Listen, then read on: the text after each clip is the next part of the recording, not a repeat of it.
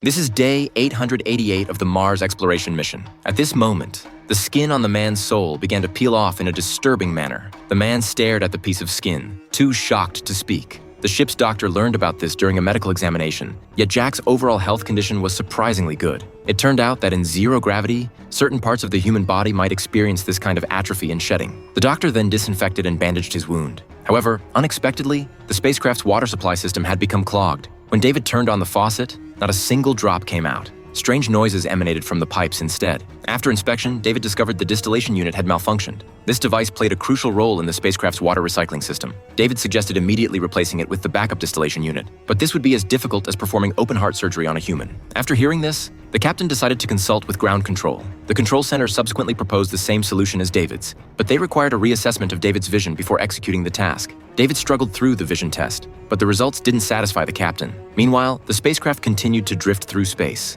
When the captain and another crew member collected water resources, they found only half the original amount remained. Even with conservation, the existing water supply would last them only 2 days. Under Bearded Tom's direction, they shut down the distillation unit. The components they sorted out numbered more than 4,000 pieces. The replacement of the distillation unit officially began under David's operation. Tom removed the damaged equipment parts and carefully placed them on the table for securing. On the other side, Jack retrieved the corresponding spare parts. But just then, David suddenly thought of something. The captain asked in surprise what was wrong. David explained that contaminants were stuck in the pipes. Repairing the spacecraft would require replacing all components, which meant they could only dismantle the backup unit and replace parts simultaneously. With over 4,000 components, even one mistake would render the device unusable. The captain ultimately decided to let David proceed with the operation, but if he felt he couldn't do it properly, he must immediately abort the action. They then began the component replacement with extreme care. However, a screw suddenly floated up when David wasn't paying attention. Jack caught the screw with a shocked expression. Sensing something was wrong, the captain immediately ordered David to stop working. A colleague held up fingers asking him how many there were,